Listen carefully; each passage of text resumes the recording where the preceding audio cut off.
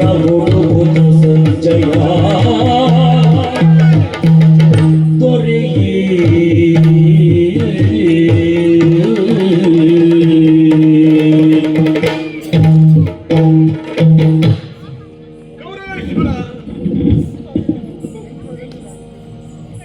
ಧರ್ಮಕ್ಷೇತ್ರವೆಂದು ಪ್ರಸಿದ್ಧವಾದಂತಹ ಕುರುಕ್ಷೇತ್ರ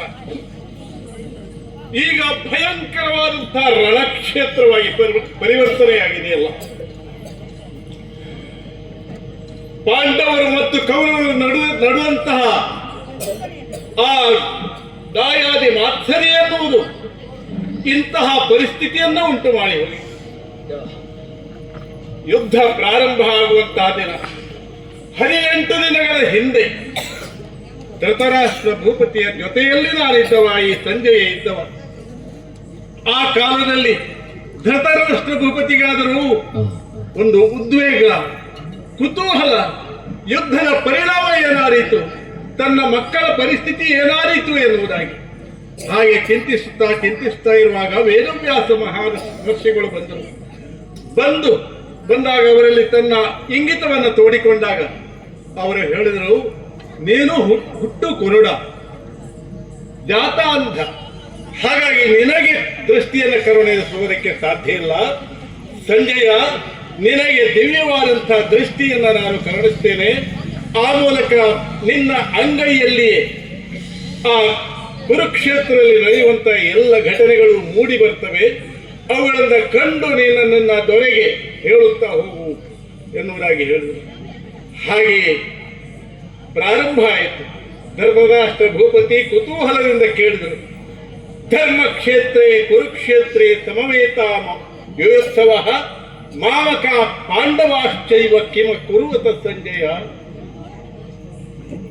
ಯುದ್ಧೋತ್ಸಾಹದಿಂದ ಸೇರಿರುವಂತಹ ನನ್ನವರಾದಂತಹ ಕೌರವರು ಮತ್ತು ಪಾಂಡವರು ಏನು ಮಾಡಿದರು ಅವರಿಗೆ ನಾನು ಕಂಡಂತಹ ದೃಶ್ಯವನ್ನು ನಿರೂಪಿಸುತ್ತಾ ಹೋದೆ, ವಿವರಿಸುತ್ತಾ ಹೋದೆ.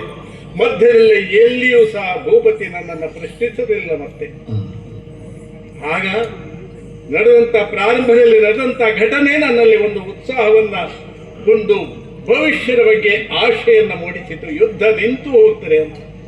ಯಾಕೆಂದ್ರೆ ಆ ಯುದ್ಧದ ಒಂದು ಪ್ರಧಾನ ಬಿಂದುವಾದಂತಹ ಪಾರ್ಥನಲ್ಲಿ ಮೂಡಿದಂತಹ ಒಂದು ಯೋಗ ಭಾವ, ತಾನು ಕೌರವರು ತನ್ನ ದಾಯಾದಿಗಳಾದರೂ ಸಹ ಅವರು ಬಾಂಧವರು, ಶತ್ರು ಪಕ್ಷದಲ್ಲಿರುವವರೆಲ್ಲ ಬಂಧು ಬಾಂಧವರನ್ನು ಯುದ್ಧ ಮಾಡುವುದಿಲ್ಲ ಅಂತ ಹೇಳಿದಾಗ ನಾನು ಹಾಗಾದ್ರೆ ಯುದ್ಧ ನಿಂತೇ ಹೋಗ್ತಾರೆ ಅಂತ ಭಾವಿಸಿದೆ.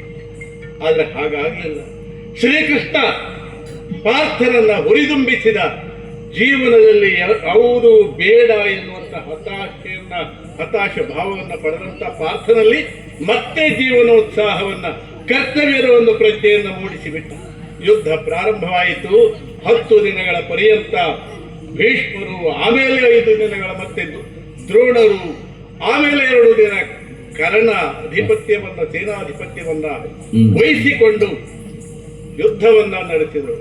ಪಾಂಡವರ ಕಡೆಯಲ್ಲಿಯೂ ಧೃಷ್ಟದ್ಯುಮ್ನ ಮಾತ್ರ ಸೇನಾನಿಯಾಗಿ ಉಳಿದ.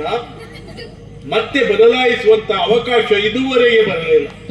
ಇಂದು 18ನೆಯ ದಿನ ಯುದ್ಧ ನೋಡಿದೆ. ರಂಗಯ್ಯಲ್ಲಿ ಶಕುನಿಯ ಒಂದು ಸೇನಾಧಿಪತ್ಯದಲ್ಲಿ ಯುದ್ಧ ಆಯಿತು, ಶಲ್ಯ ಭೂಪತಿಯ ಸೇನಾಧಿಪತ್ಯದಲ್ಲಿ ಯುದ್ಧ ಆಯಿತು. ಇದ್ದಕ್ಕಿದ್ದಂತೆಯೇ ನನ್ನ ಕೈಯಲ್ಲಿ ಮೂಡಿ ಬರುತ್ತಿದ್ದಂತಹ ದೃಶ್ಯ ಮರೆಯಾಗಿ ಹೋಯ್ತಲ್ಲ. ದೊರೆಯಲ್ಲಿ ಹೇಳಿಕೊಂಡೆ, ದೊರೆಯೇ ನನಗೆ ಏನು ಕಾಣುತ್ತಾ ಇಲ್ಲ.